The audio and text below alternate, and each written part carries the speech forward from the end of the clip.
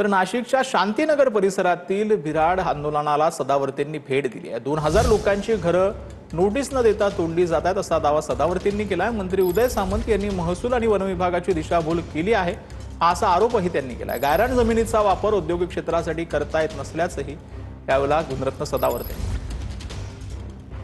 मंत्री उदय सामंतांची मी भूमिका तपासली। एका मंत्रालयाने दुसऱ्या मंत्रालयाची फसवणूक या प्रकरणात झाली। या प्रकरणात इंडस्ट्रीज डिपार्टमेंटनी महसूल व वन मंत्रालयाची सेप्शुअल फसवणूक केलेली आहे। माननीय बावनकुळे साहेबांनी त्या शासन निर्णयाचा फेरविचार करावा, कारण ते त्यांच्या डोमेन मध्ये आहे। सगळे कष्टकरी एकापाठ एक माननीय मंत्री श्री उदय सामंत, श्री दीपक पाटील यांच्या विरुद्ध पोलीस तक्रारी करतील, कलम टाकून करतील, त्या बाबतीतले कायदे टाकून करतील। तर रायगडमध्ये प्रियसीची हत्या करून प्रियकरानं हे आयुष्य संपवलंय। रायगडच्या रोह्यामधील ही धक्कादायक घटना आहे। दोघांमध्ये शाब्दिक वाद झाल्यानंतर प्रियकरानं प्रियसीची हत्या केल्याची माहिती मिळते। रोहा पोलिसांकडून पुढील तपास सुरू।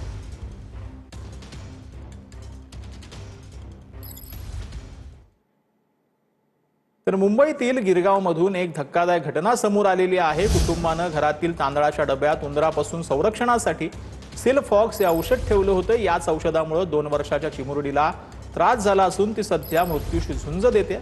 हाजी अली येथील MRCC रुग्णालयामध्ये सध्या चिमुरडीवरती उपचार सुरू असल्याची माहिती आहे। ॲल्युमिनियम ऑक्साईडमुळे विषबाधा झाल्याचं समोर आलंय। 2 दिवसांपासून या चिमुरडीला त्रास होत असल्याची देखील माहिती डॉक्टरांनी दिली। एक 2 साल की छोटी बच्ची आई है जिसको सिवियर एल्यूमिनियम फॉस्फाइड पॉइजनिंग हुआ है।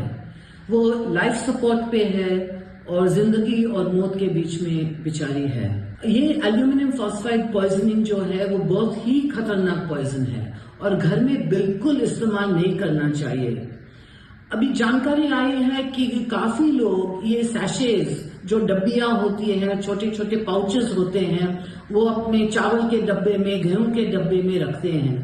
इससे वो चावल और गेहूं भी पॉइजन हो सकता है और उसमें से जो गैस रिलीज होती है फॉस्फीन गैस, वो बहुत ही खतरनाक गैस है। घरामध्ये जे पेस्टिसाइड वापरतात तांदळामध्ये किंवा धान्यामध्ये ठेवायला, त्याच्यामुळे 2 मुलींची तब्येत अतिशय खराब झाली आहे। त्याच्यामधली मोठी मुलगीला 2 दिवस उलटे जुलाब झाले। तिची तब्येत आता ठीक आहे, पण त्यातली जी 2 वर्षाची मुलगी आहे तिची तब्येत आता अतिशय नाजूक आहे।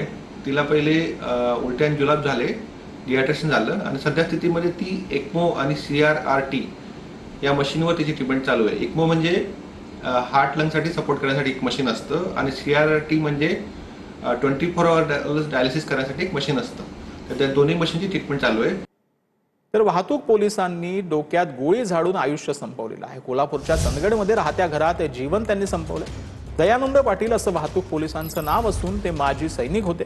कौटुंबिक वादातून आत्महत्या केल्याची प्राथमिक माहिती समोर आली। तर वाशिममध्ये अन्न आणि औषध प्रशासन ऍक्शन मोडवर सध्या पाहायला मिळते। 3 महिन्यात 1,32,00,000 संशयास्पद खाद्यपदार्थांचा साठा जप्त करण्यात आला। खाद्यपदार्थ पुढील तपासणीसाठी प्रयोगशाळेत पाठवलेले आहेत।